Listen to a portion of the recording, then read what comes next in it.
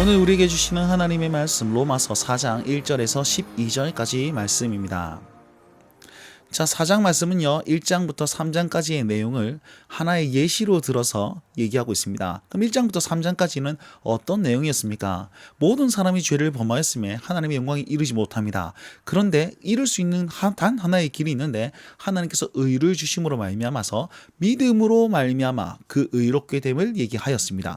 그리고 이방인이나 유대인이나 모두가 차별 없이 믿음만 있다면 다 의로워질 수 있다는 사실을 또 얘기를 하였습니다. 4장 말씀은요 여기에 대한 부분을 하나의 예시를 들어서 설명하고 있는데 그 예시의 주인공이 바로 아브라함입니다. 자, 8절까지의 말씀을 보시면 아브라함이 어떻게 의롭게 되었느냐, 이게 주된 메시지입니다. 그러면 아브라함을 어떻게 여겨야 될까요? 유대인들은 자기의 육체의 혈통으로 여기고 아브라함의 혈통이니까 나는 구원받았어 라고 얘기했단 말이에요. 그런데 그렇게 적용하면 안 되고, 이 아브라함은, 이 사장에서의 아브라함은 모든 믿는 자들의 모범이라고 생각을 하셔야만 합니다. 자, 모든 믿는 자의 모범이 되는 그 아브라함이 어떻게 의롭다 하심을 입었습니까? 3절 말씀 보니까 아브라함이 하나님을 믿음에 라고 얘기하고 있죠. 아브라함은 하나님을 믿었습니다. 믿었기 때문에 그가 의롭게 되었다, 의로 여겨진 바 되었다, 하나님께서 칭하셨다라는 것이죠. 그것을 오늘 본문 말씀은 이렇게 설명하고 있습니다. 만약에 일하는 자가 임금을 달라라고 하고 임금을 받았으면 그냥 보수로 여기지 그걸 은혜로 여기지 않는다, 귀하게 여기지 않는다. 왜? 내가 마땅히 일한 것에 대가를 받았으니까. 그런데 일을 안 해도 경건하지 아니하는 자를 의롭게 하시는 일을 믿는 자는, 이렇게 표현하고 있거든요. 이 말은 무슨 말이냐면 내가 구원받을 만한, 내가 의롭게 될 만한 어떤 행동을 하지 않았음에도 불구하고 나는 여전히 죄의 그런 종이고 나는 여전히 죄인임에도 불구하고 나를 의롭게 하시는 일을 믿는 자는, 이렇게 표현하고 있습니다. 좀 더 우리식으로 표현하면 하나님, 나는 나 스스로 의롭게 할 힘이 아무것도 없습니다. 나는 죄인입니다. 오직 하나님만 나를 구원하실 수 있습니다. 주여 나를 구원하소서라는 고백, 나를 낮추고 하나님을 절대적으로 신뢰하며 주님만 의지하는 그 믿음, 하나님의 신실하심을 믿는 믿음을 가지고 있는 자는 우리 어떻게 말씀하시냐면 그 믿음을 의로 여기신다라고 얘기를 하고 있습니다. 아브라함이 이랬다는 것입니다. 여러분, 아브라함이 하나님을 어떻게 믿었습니까? 나와 함께 하시는 하나님, 그러니까 내가 어딜 가든 상관없어 라고 하면서 본토 친척 아비집을 떠났지요. 그 믿음, 하나님이 내 아들을 주셨지만, 100세 때 낳은 그 아들을 주셨지만 내가 그를 하나님께 드림으로 그를 부활시키실 거라라는 그 믿음, 여전히 신실하게 나와 함께 하시는 그 하나님을 믿었던 그 믿음으로 말미암아서 하나님께서는 의롭게 여기셨다라고 우리는 적용하고 이해할 수 있습니다.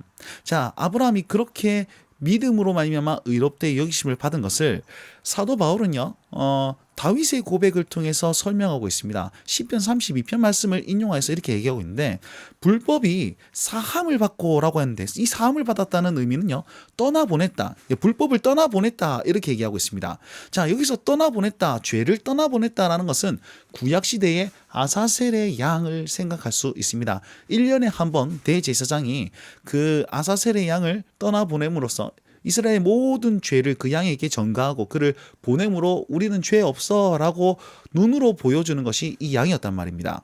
자, 그 다음에 죄가 가려졌다라는 말은 위에서 덮다, 이런 뜻이거든요. 어제 말씀을 보시면 제가 속죄소에 대해서 설명드린 적이 있습니다. 속죄소는 화목 제물과 똑같은 그런 어원을 가지고 있다고 그랬죠. 그래서 예수 그리스도께서 피 뿌림으로 말미암아서 화목 제물이 되셔서 친히 속죄소가 되셔서 그 모든 죄를 다 담당하셨다라는 것으로 생각할 수 있고요. 그리고 그 죄를 인정하지 아니한다, 이건 칭의를 얘기합니다. 법적으로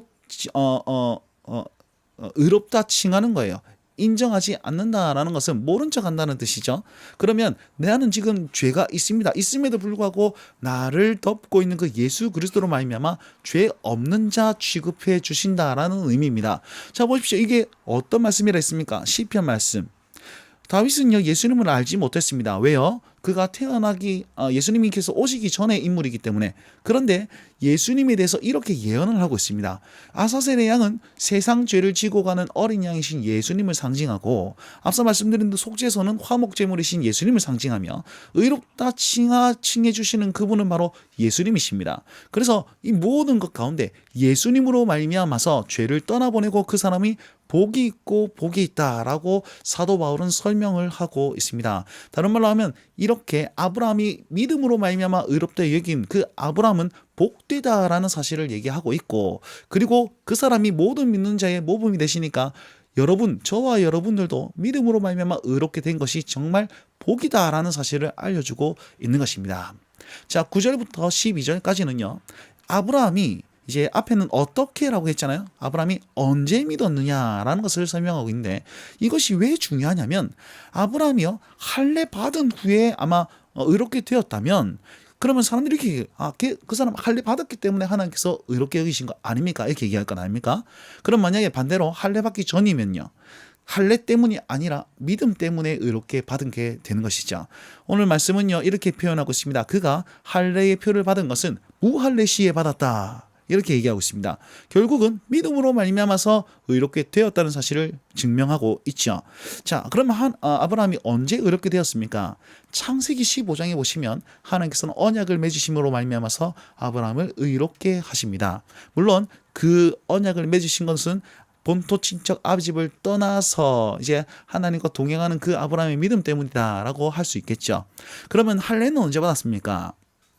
17장에 이제 99세 때에 받는데요.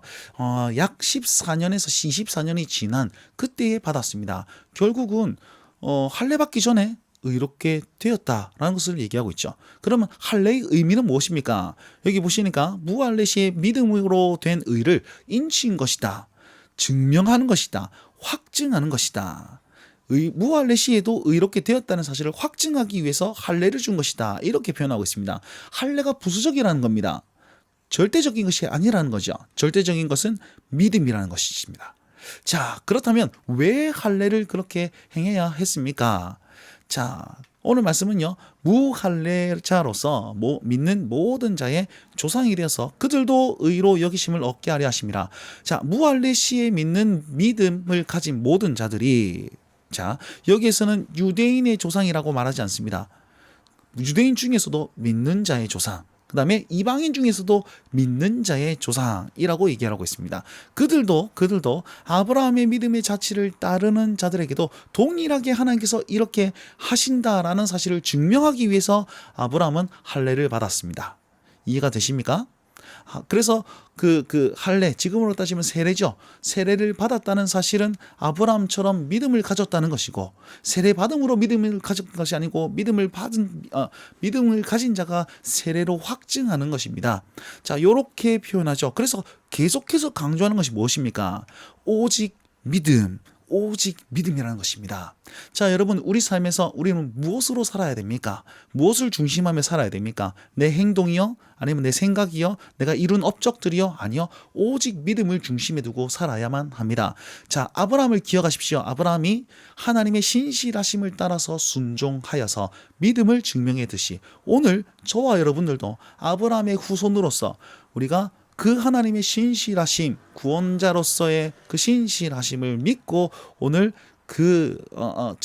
믿음으로 말미암아 살 때에 우리가 아브라함의 자손, 하나님의 백성임을 증명해낼 수 있을 것입니다. 자, 오늘 하루 오직 믿음으로 말미암아 내 행동은 어떻게 나타나야 될 것인지 한번 고민해 보십시오. 상황 가운데 적용해 보시고요. 그리고 말씀을 들고 치열하게 사실 수 있는 모든 운동원들과 성도님들 되셨으면 좋겠습니다. 이 말씀이 힘이 될 것입니다. 주님과 함께 동행하십시오. 날마다 주님과